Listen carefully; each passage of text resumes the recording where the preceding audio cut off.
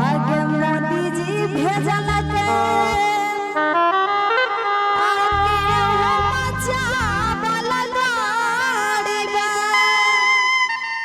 आगे दुखिया के बात गे सखिया आगे सखिया के डीलर कोरिया बनल हवाई मनमारा सनय अपने घर में राखई गे सखिया नहीं आता। अच्छा चलिए सिर्फ डांस अच्छा कीजिए और इन लोगों को खुश कीजिए, ठीक ना।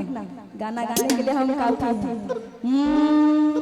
आगे सखिया के डीलर कोरिया बनल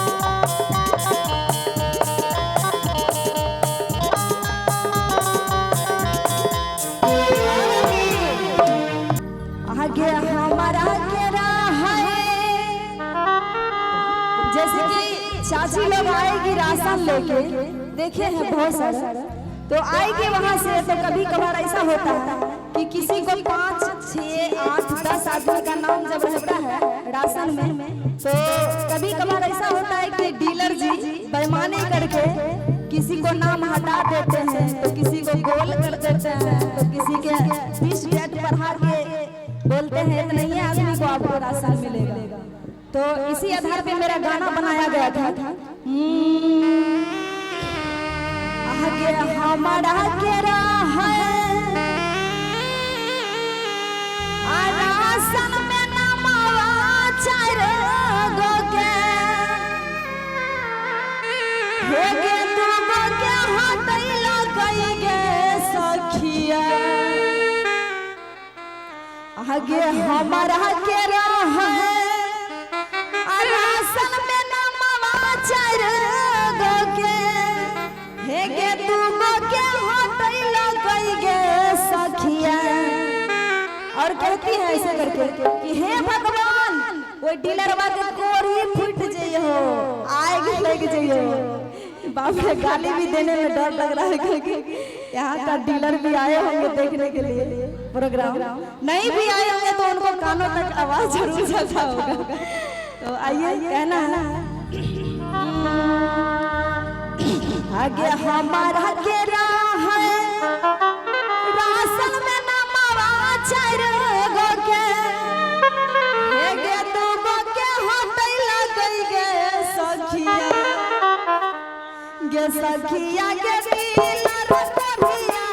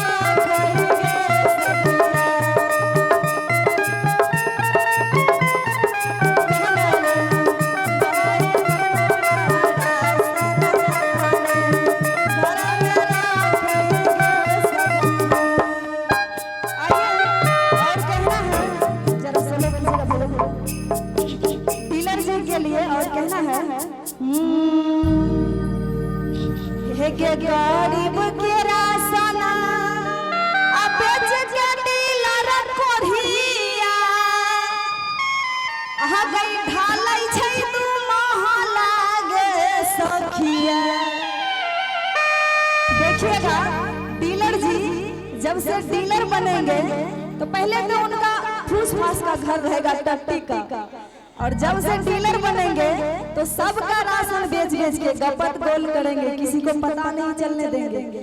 और क्या करेंगे, एक महल नहीं 2 महल नहीं 4 महल, हम तो 2 महल बोले। और कहना है एक गरीब के राशन बेच के डीलर कोढ़िया आ गई ढालै छै तू महला गे सखिया।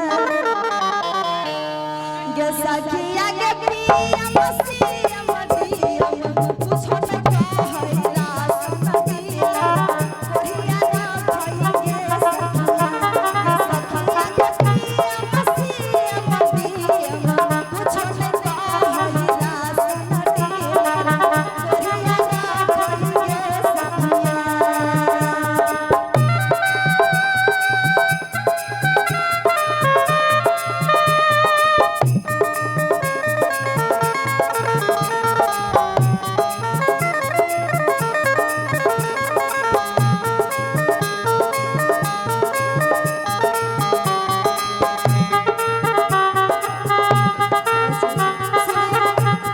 मतलब कि यहाँ का सब आदमी ना खाना खाते हैं, ना बोलते हैं, ना ताली बजाते हैं, लगता है कसम खा लिए हैं क्या।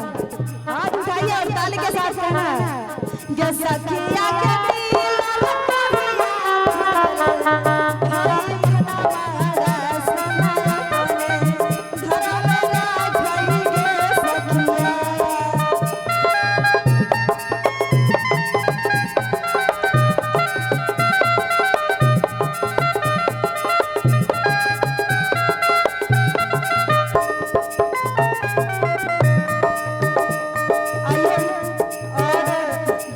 हमारे ये हरा साड़ी वाली चाची कहेगी आगे लॉकडाउन में